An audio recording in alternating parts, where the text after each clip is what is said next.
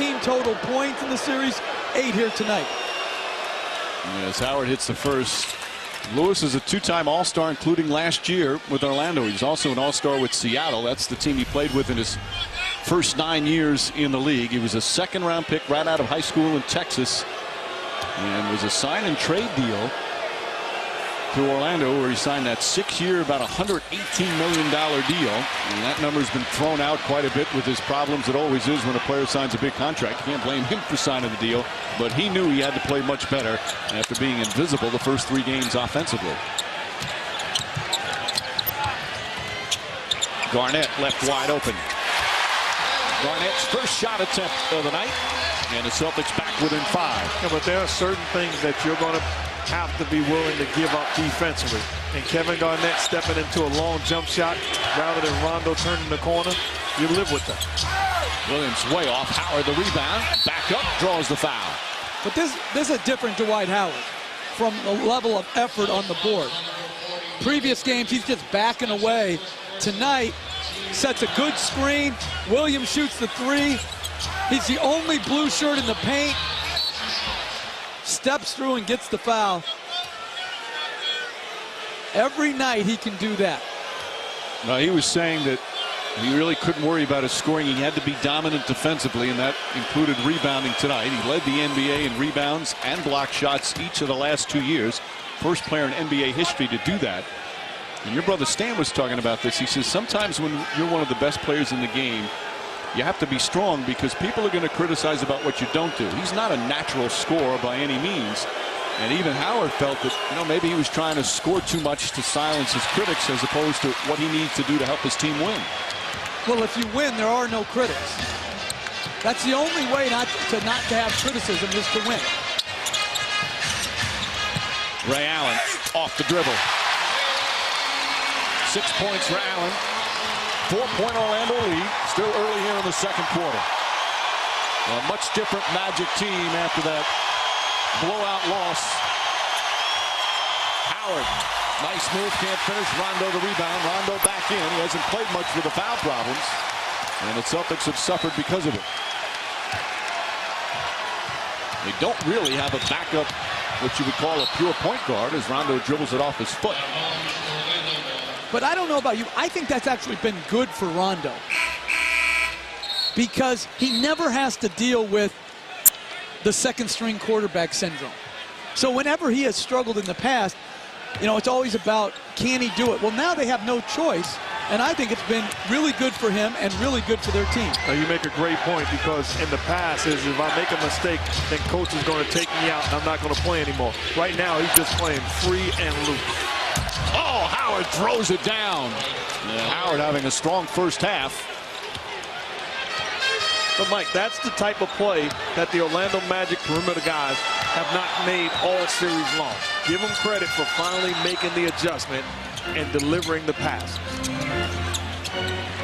Allen, Finley, and Rondo, 3 guards in there right now for Boston. Ray Allen off the dribble. Too strong. Rebound. Howard lost it. Rondo goes tumbling down, and here comes Jason Williams. Well, what a difference. Just such a more aggressive Orlando Magic team. Petrus from straight on. Garnett, quick outlet. But that was good effort by Howard on the board and then also getting back in transition. Davis the jumper. Another elbow. That's a couple of them from the bench from Boston. Celtics shooting 52%, still a very good number. Not as high as the 56% for the Magic. Howard to the basket, flips it up and in. Nice move from Dwight Howard. He's got 12 points. I tell you what, that's a big time move. Dwight Howard being patient, getting everybody out of his way.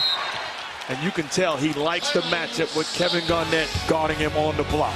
Doc Rivers calls timeout as the Magic have equaled their largest lead of the game and their largest lead of the series. This is body language that says, I like this matchup. Get out of my way. A running hook shot. High percentage offensive move and then setting the solid screen, rolling. Nobody able to keep a body on you. Jason Williams delivers the pass and Superman does the rest. This is getting it done on the offensive end. Howard, 12 big points and 5 rebounds.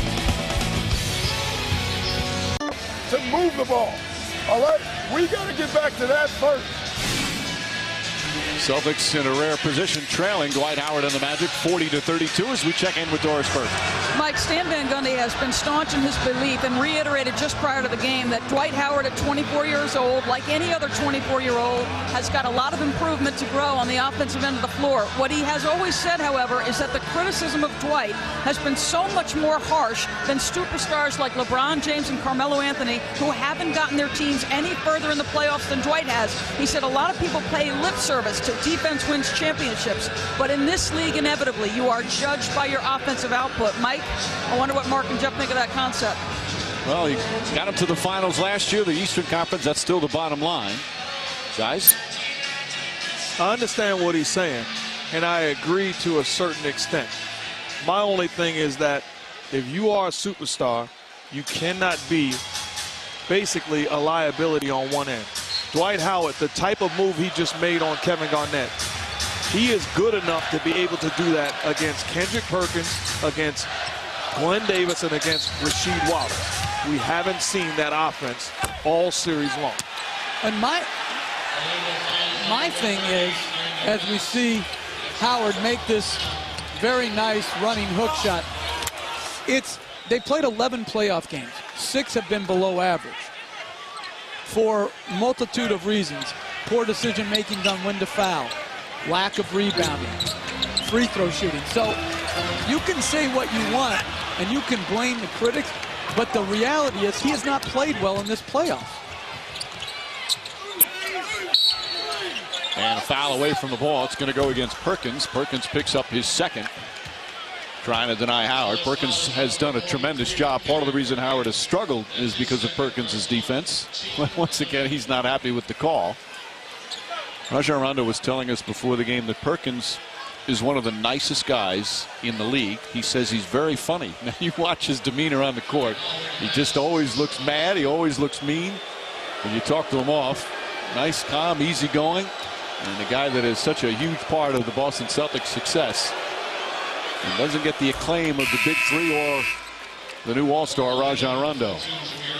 And you talk about his demeanor, how he looks on the floor. And he's a great guy, but on the floor, he's all business. High IQ and a great, great competitor.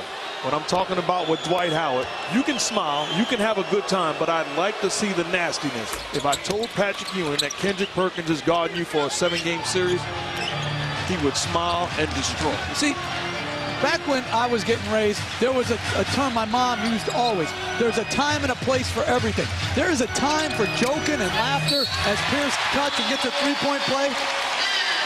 But you don't always have to be the funniest guy in the room. And your actions always impact the lesser guys. So you may be able to joke and still play well. Maybe some other guys, that's not how they play better. So know the time, know the place for everything. Cindy Van Gundy with another mention. Oh, yeah.